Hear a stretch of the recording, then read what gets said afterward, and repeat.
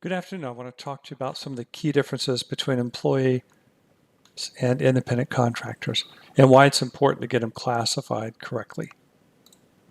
It matters because it affects payroll taxes, benefits, the legal responsibility, and reporting. Are you going to give them a 1099 at the end of the year, or are you going to give them a W-2 at the end of the year and hold out taxes? And also, if there's an injury on the job, who will be responsible for that injury? One of the big benefits of workers' compensation that people forget about is an employee that's injured on the job cannot sue his boss. That's right, your employees can't sue you. They can only sue workers' comp for the injury in order to get paid, whether it's disability benefits or simply missing work because they can't show up for a few weeks. Now, what does an employee cost? An employee typically costs about 10% above their wages in the way of payroll taxes. In addition to that, you might have tools, you might have desks, part of an office that you have to rent, and some benefits. So employees don't always cost a terrible amount more, but sometimes these costs can be significant. Now, the IRS typically looks at various things. They have about 20 things they look at to determine whether or not an employee is an employee or an independent contractor.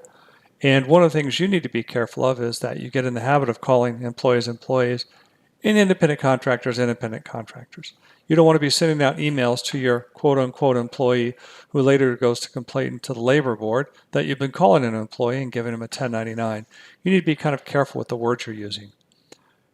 My dad's always said that the main difference between an employee and an independent contractor is when you shout, do they jump or do they say, hey, it's not in the contract?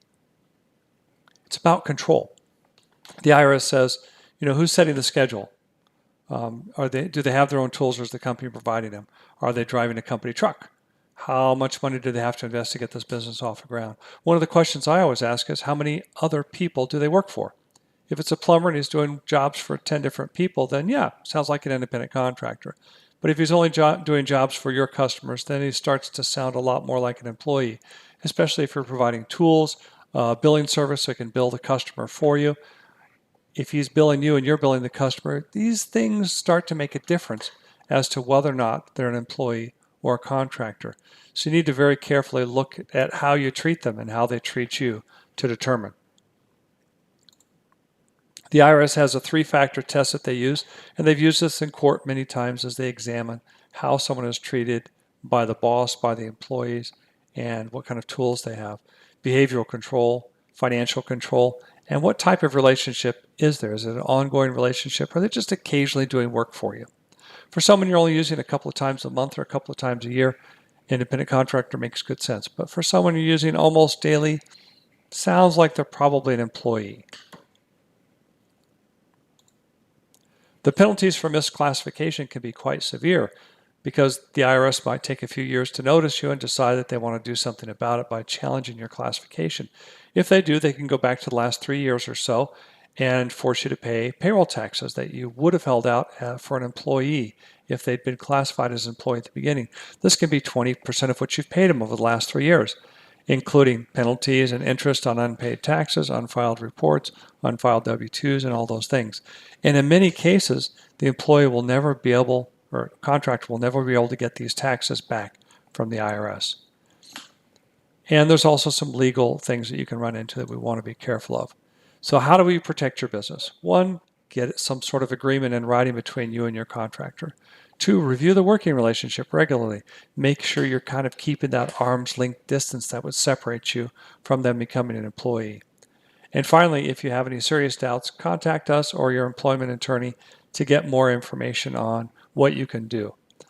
Finally, get copies of their liability insurance. That's good proof that they're independent and working that way. A signed workers' comp waiver if they're not carrying their own policy to protect you. Now, if they don't have their own workers' comp policy, your workers' comp policy may ask you to pay the tax on them as if they were employees. That way they're covered. So you want to make sure you understand how your policy works. So proper classification matters. Focus on control, independence, and the nature of the relationship, because misclassification carries some risks. In addition, you might bring a lot more loyalty and work effort out of employees versus contractors. If you have any questions about this or other tax topics, please contact Chad or me at the office. Thanks.